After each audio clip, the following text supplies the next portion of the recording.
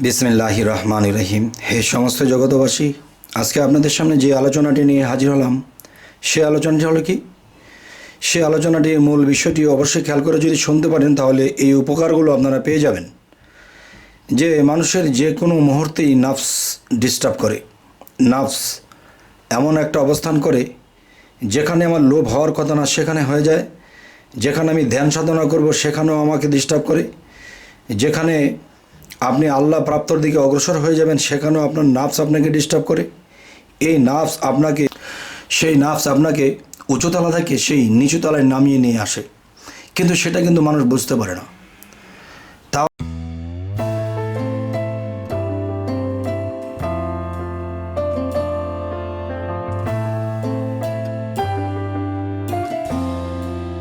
তাহলে আবার আরেকটি কথা হলো যে নিজে স্ত্রীর কাছেও সেই নাফসকে এমন একটা অবস্থা যে স্ত্রীকে খুশি করার আগেই সমস্ত কিছুই এমন অবস্থা হয় যে আপনি লাটাপাটা হয়ে শেষ। তাহলে এটা হয় কেন?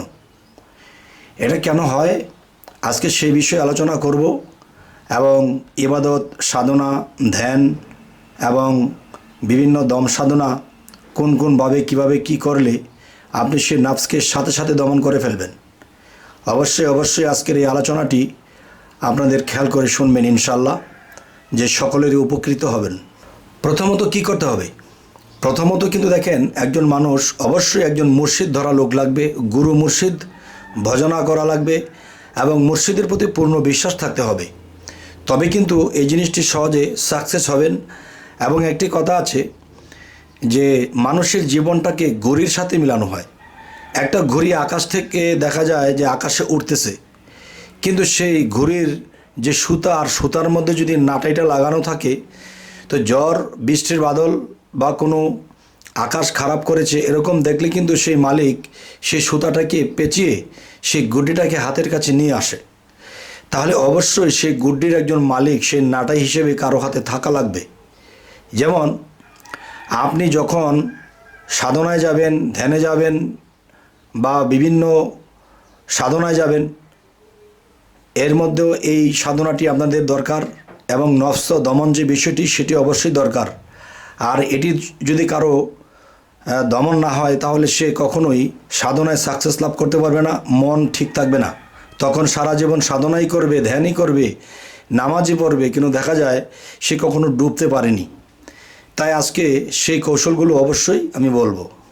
অবশ্যই একজন কামিল মুর্শিদ হতে হবে। যেমন মনে করেন, একজন কামিল মুর্শিদ যখন আপনি ধরেছেন তখন তিনি আপনাকে যে সাধনাগুলো দিয়েছেন, যে নিয়মকানুনগুলো দিয়েছেন সেগুলো তো করছেন, তারপরও দেখা যায় যে নাফস ডিস্টার্ব করে। আর নাফসের সাথে বাধা আছে কাম, ক্রোধ, লোভ, মোহ, মায়া, মাৎসর্য। এই 6টা রিপু আপনাকে ঘোরাতে থাকে, তখন আপনার কিন্তু ঠিক থাকা সম্ভব হয় না। তাই বলবো, যদি কেউ প্রথম থেকে শুরু করব সাধনা দিয়ে, এরপরে নিজের স্ত্রী পর্যন্ত চলে যাব। সেটি হলো, যদি আপনি কখনো ধ্যানে বসতে যান তখন দেখবেন আপনার মন চতুর্দিকে চলে গেছে এবং দেখা যায় ভিতরে একটা ছটপটানি আছে যে থাক আজকে আর করবো না, শুয়ে থাকবো, বা জোর করে করতে গেলেও এটা হয় না, শেষে ঘুমিয়ে থাকতে হয়। তাই বলবো, তখন কি করতে হবে যে আপনার যে দম আছে এই দমটাকে অর্ধেক বের করবেন, অর্ধেক ভিতরে রাখবেন। তখন ওই অর্ধেক দমটা নিয়ে আপনি একটা খিঁচানি দিবেন। যেরকম খিঁচানিটা কীরকম, এই বাতাসটাকে আপনার ভিতরে এস্কির মতো খেলাবেন। তখন আস্তে আস্তে কি হবে, আপনার সেই বায়ুর সাথে দেখা যায় যে শয়তান, যে একটি কথা বলা হয়ে থাকে যে ফুসফুসে শয়তানের থলি, এই বায়ুর সাথে শয়তান মিশ্রণ হয়ে তখন আপনাকে স্থির থাকতে দেয় না, সেই 6 রিপুকে যোগান দিচ্ছে এবং সেই 6 রিপু আপনার 10 ইন্দ্রিয়কে চালাচ্ছে, মনকে ঘোরাচ্ছে। তখন দেখা যায় আপনার দ্বারা সেরকম সাধনা করে গড়ে উঠতে পারেন না, আল্লাহ পর্যন্ত পৌঁছতে পারেন না। তাই এই সাধনাটি করবেন কিছুক্ষণ, এবং সেই সাধনাটি করার সময় মুর্শিদের রূপ অবশ্যই চোখের পাতায় রাখতে হবে, এবং ভিতরে যে বায়ুটা হিচকি দিয়ে যখন ভিতরে ঢুকাবেন তখন আল্লাহ, যখন বায়ুটা উপরের দিকে আনবেন তখন আল্লাহ, হু নিবেন আল্লাহ, বের করবেন হু।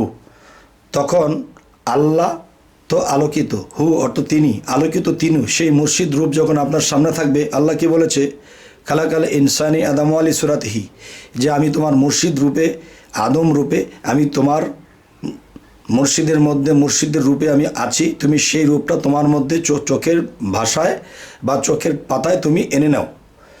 তখনই কি হবে, সে আল্লাহ নামের জিকির এবং মুর্শিদ রূপে আপনাকে সাহায্য করবে। তখন দেখবেন আপনার নফস কন্ট্রোল হয়ে গেছে, মন শীতল হয়ে গেছে, এখন ধ্যানে আপনি ডুবতে পারতেছেন। এগুলো একটি বিষয়। নামাজের মধ্যে একই বিষয় ঘটে যে মানুষ নামাজের স্থানে থাকতে পারে না।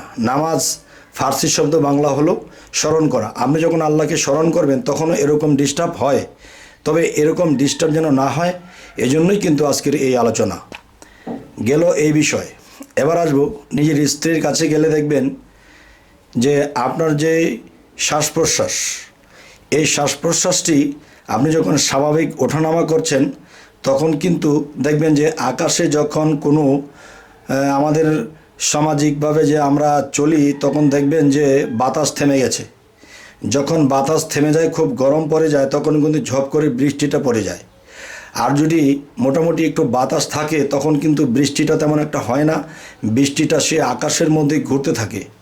ঠিক সে আপনার বৃষ্টি মানে সেই বীজ যে আপনার আকাশে ঘুরতেছে, সেগুলো বাতাস থেমে গেলেই কিন্তু সেই বৃষ্টি বর্ষণ হয়ে যাবে। তখন কি করতে হবে, আপনার মধ্যে শ্বাস প্রশ্বাস আপনি চলমান রাখতে হবে। লম্বা করে শ্বাস নিয়ে লম্বা করে শ্বাস ছেড়ে আবার লম্বা করে আপনি রাখবেন। এর পরবর্তীতে যখন আপনি আপনার স্ত্রী পর্যন্ত চলে যাবেন তখন কিন্তু আপনার শ্বাস কি করতে হবে, শ্বাস যে নিচ্ছেন আল্লাহ, বের হচ্ছে হু। কিন্তু এখানে দেখা যায় যখন আপনি সেই শ্বাস প্রশ্বাসটা যখন আপনি যে নিচ্ছেন, খুব শীতলভাবে নিচ্ছেন এবং খুব শীতলভাবে আপনি ছাড়ছেন, মানে এমন একটা অবস্থানে থাকতে হবে বাতাসটা মোটামুটি ওরকম আসা যাওয়ায় যেন বিঘ্ন না ঘটে। তখন আপনার আকাশের সেই বৃষ্টিরূপে বীজ বা বীর্য সেই জিনিসটি কিন্তু আকাশে ঘুরতে থাকবে, কিন্তু নিচে পড়বে না।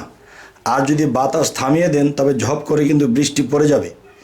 তাই বলবো হে সমস্ত জগতবাসী, যে আজকের এই আলোচনাটি যে জিনিসটি বোঝাতে চাচ্ছি, এরপরে আপনি এর মধ্যে কি করবেন, এর মধ্যে তার সাথে আপনি অনেকক্ষণ আদর যত্নেই চলেছেন। সে আপনাকে আদর দিচ্ছে, আপনি তাকে আদর দিচ্ছেন, আদরের মধ্যে রয়ে গেছেন, কিন্তু সেই কামের বিষয়টা আপনার মধ্যে এখনও সেরকম জাগ্রত হয়নি। কিন্তু হবে কিভাবে, যদি তার নাম, তার রূপ স্রোত যদি আপনি সাথে রাখেন, চোখের পাতায় রাখেন এবং সেই শ্বাস প্রশ্বাসকে আপনি চলমান রাখেন, তখন কিন্তু সে আকাশে ঘুরছে কিন্তু পড়ছে না। তখন এই অবস্থানে যখন আপনি সেই কাজে যাবেন তখন দেখা যায় যে আপনি সেরকমই শ্বাস প্রশ্বাস ঠিক রাখবেন। এক শ্বাস যাচ্ছে ভিতরে আল্লাহ, আরেক শ্বাস বের হচ্ছে হু, আল্লাহু। এবং এই মিলনে যদি কখনো সন্তানাদি হয়, দেখা যায় ভালো একটা আত্মা জন্ম নেবে, এখানে খারাপ আত্মা জন্ম নেবে না কোনো। দেখা যায় একটা হচ্ছে কু আত্মা, একটা সু আত্মা, যে শুভ আত্মা যেটা, সেটা এখানে আসবে, কেননা এখানে আল্লাহর নাম মুর্শিদ রূপ রয়েছে। আচ্ছা, এরপরে দেখা যায় যে এরকম করতে করতে কিছুক্ষণ পরে আপনার স্ত্রী বলতেছে আমার আর এটার প্রয়োজন নেই।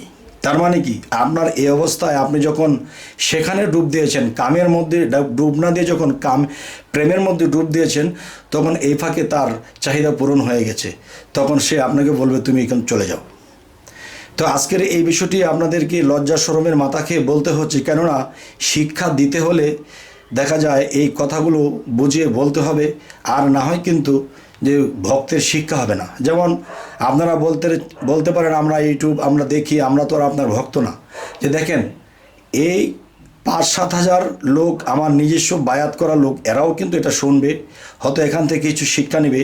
আর আউটের যারা আছে ইউটিউবের অনেক প্রেমিক লোক আছে, ইউটিউব দেখে দেখে অনেক প্রেমিক হয়ে গেছে, অনেক জ্ঞান অর্জন করেছে, তারাও কিন্তু মনে মনে ভক্ত হিসেবে হয়ে গেছে, তারাও কিন্তু এই কথাগুলো শ্রবণ করে। আচ্ছা, আজকের এই আলোচনাটি এ কারণেই করলাম যে মানুষ কিন্তু এই বিভ্রান্তির মধ্যে আছে, নিজের স্ত্রী নিয়ে খুব অশান্তিতে আছে, তার নিজের সন্তুষ্টি হয়ে নিজে ফিরে চলে আসে, কিন্তু তার যে যন্ত্রণা রয়েই যায়। তখন সে দেখা যায় নিজের স্বামীকে ছেড়ে অন্যদিকে চোখ করে, তখন সংসারে অশান্তি হয়, ডিভোর্স হয়ে যায়, অনেক কিছু হয়ে যায়। তাই বলবো একজন কামিল মুর্শিদকে ধরার পরে আপনারা যখন এই নিয়মে চলবেন তখন দুজনেই সুখী হবেন, ভালো থাকবেন, সংসার উন্নতি হবে এবং দেখা যায় সংসারে যে ঝামেলা হয় এই বিষয় নিয়েই বেশি হয়ে থাকে। তবে এই ঝামেলা থেকে যদি কেউ রক্ষা পেয়ে যায় তাহলে দেখবেন যে সংসারে কম খাওয়া কম কামাইরা থাকলেও অন্ততপক্ষে সংসার সুখে থাকবে, যে না আমার স্বামী সর্বদিক দিয়ে ঠিক আছে। তবে শেষ ফিনিশিং আমি যেটি বলবো যে যখন আপনারা এই কাজের চিন্তা ভাবনা করবেন তখন এভাবে যাবেন। আর তবে মাসে একবার যাওয়াই ভালো। এরপরে দাম্পত্য জীবন হিসেবে নতুন যারা তাদের 3বার 4বারও মাসে হতে পারে, কিন্তু সেটা মুর্শিদ হুকুম দিয়ে দেবে। তবে মাসে একবারই সবচেয়ে বেটার হয়। আর বাদবাকি সময় যখন আপনারা সাধনা করবেন, সাধনার আগে সেই দমের সাধনাগুলো সেই নিয়মে করে নেবেন, যেই নিয়মগুলো পিছনে বলেছি। যদি মনে না থাকে তাহলে পিছনের কথাগুলো আবার শুনে নেবেন। তো অবশ্যই আজকের এই আলোচনাটি এই কারণেই করা হলো, যারা এরকম ভোগান্তিতে আছে, যারা আল্লাহর পথে অগ্রসর হতে পারছে না, সংসারের স্ত্রীকে সন্তুষ্ট রাখতে পারছে না এবং সংসারে ঝামেলা লেগেই থাকে, এবং দেখা যায় তারা যেন এই আলোচনাটি শুনে এভাবে চলে এভাবে করে, তখন দেখা যায় তারা আল্লাহর দিকে অগ্রসর হলো, তাদের সংসারও ভালো চলছে, ঝামেলা মুক্ত চলছে। অবশ্যই একজন কামিল মুর্শিদকে ধরে এই জিনিসগুলো ভালো করে শিখে জেনে বুঝে তখন আপনারা এই কাজে লিপ্ত হন। ইনশাল্লাহ আশা করি যে দুনিয়ায় যারা সুখী আখেরাতে তারা সুখী, দুনিয়ায় যারা দুঃখী আখেরাতে তারা দুঃখী। আর সেই দুঃখটা কিভাবে, যে সে নিজে হয়তো দুঃখ সইছে কিন্তু মানুষকে সুখ দিচ্ছে, মানুষকে সে সুখে রেখে সে নিজে অশান্তি ভোগ করছে। আসলে এটা কিন্তু আত্মত্যাগ। আমি সুখ পাই বা না পাই, মানুষ তো সুখী হচ্ছে। তো এরকম একটা ভাব যে আপনি দুঃখী হলেও নিজেকে দুঃখী ভাববেন না। না খেয়ে থাকলে মুখে তেল দিয়ে রাখবেন তো বুঝতে দেবেন না যে আমি না খেয়ে আছি। তো ওইটাকে বলা হয়েছে। কিন্তু আমি যে কথাগুলো বলেছি যে মানুষ কিন্তু হেরে গিয়েও সুখী হয়। কিছু কিছু বিষয় এরকম হয় যে সংসারে অনেক কিছুতে চাহিদা পূরণ করতে পারেননি, কিন্তু আল্লাহর সাধনার চাহিদা যদি ঠিক না থাকে, স্ত্রীর চাহিদা যদি পূরণ ঠিক না থাকে, তাহলে কিন্তু আপনার সংসারে অশান্তি, এখানে অভিশপ্ত হতে হয়, সেখানেও কিন্তু হওয়া যায় না, সেই আখেরাতেও কিন্তু হওয়া যায় না জয়। অবশ্যই কেউ যেন দুনিয়াতে না হয় ক্ষয়, এটাই যেন মানুষের মনের মধ্যে রাখে ভয়, আর তারা আখেরাতে যেন হতে পারে জয়। অবশ্যই আজকের এই আলোচনাগুলো আপনাদের সাথে করলাম। সামনে কী ধরনের আলোচনা চাইছেন তাও জানাবেন এবং আমাদের চ্যানেলটিকে সাবস্ক্রাইব করে রাখবেন। সকলে ভালো থাকবেন। আল্লাহ হাফিজ।